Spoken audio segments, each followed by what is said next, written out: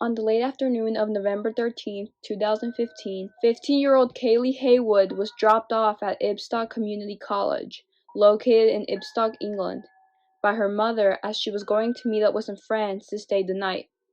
The next day, Kayleigh's mom receives a message from Kayleigh asking if she can stay another night, and her mother agrees.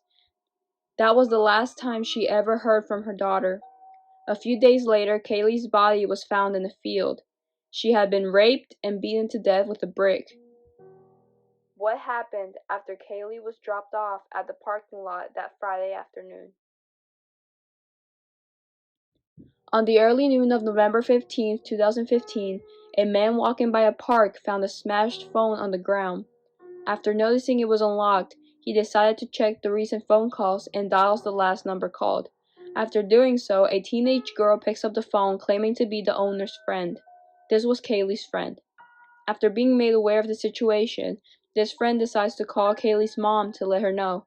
As it turns out, this friend that was calling was the friend that Kayleigh was supposedly going to stay over with. After realizing her daughter lied to her, she got worried and decided to report her as missing, as she had not seen her daughter for 2 days and had no idea where she was. Right away, the police began looking through Kayleigh's things, such as her messages, social media, and last known locations. After going through her Facebook messages, the police find disturbing messages between Kayleigh and an older man. This man was 27-year-old Luke Harlow. They had originally began talking on October 31st when Luke added Kayleigh as a friend and they began messaging. At first, Kayleigh lied about her age, claiming she was 19, but later she confessed that she was actually 15, yet Luke didn't seem to mind, and only told her to keep it as their little secret. The messages were especially disturbing to police, as even after finding out she was only 15, Luke continued to talk sexually to Kayleigh. After suggesting multiple times to meet up, Kayleigh finally agreed to meet Luke on November 13, 2015, 2 weeks after they began talking. After being dropped off, Kayleigh walked to Luke's apartment. After seeing all of this, including the messages where Luke told Kayleigh that they were going to get drunk, police decided to arrest Luke. After arriving to his home, he lets them in with absolute zero resistance and even confesses to have been with Kayleigh. But according to him, she had left the night before with his neighbor Steven, who ended up joining them for drinking. After finding Steven Beedman, he was also arrested. According to Steven, he said he did in fact join Kayleigh and Luke for a drink, but that eventually they both got blackout drunk, so he got bored and decided to leave. He didn't see Kayleigh after that. Now we have 2 men that were last with Kayleigh, but both of them have contradicting stories. Who was the police going to believe? After going through Steven's computer, they found child pornography. After they were both refusing to talk, police began searching for Kayleigh.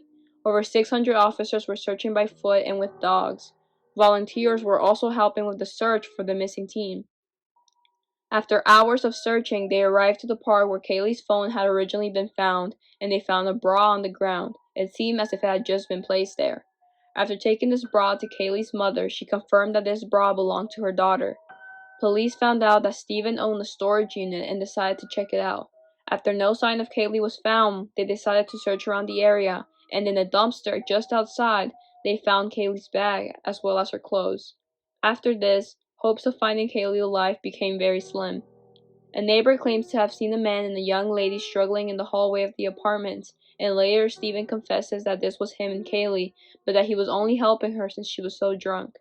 Since clearly Steven was involved, they decided to check his workplace, where they found a black trash bag with men's clothing covered in blood. They took this clothing to be tested, and it was confirmed that the blood belonged to Kayleigh.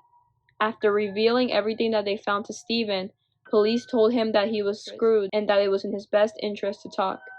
Steven then decided to confess. He said that Saturday night Luke was completely drunk. After assaulting Kayleigh, she ran out of the apartment, which is when Steven ran out and grabbed her. This is the altercation the neighbor saw. He then took her to a field where he raped her and then proceeded to beat her head with a brick. He then left her body there and ran away. After telling police where he left her body, police began searching, and eventually, on November 18, 2015, the police came across a body. It was Kayleigh.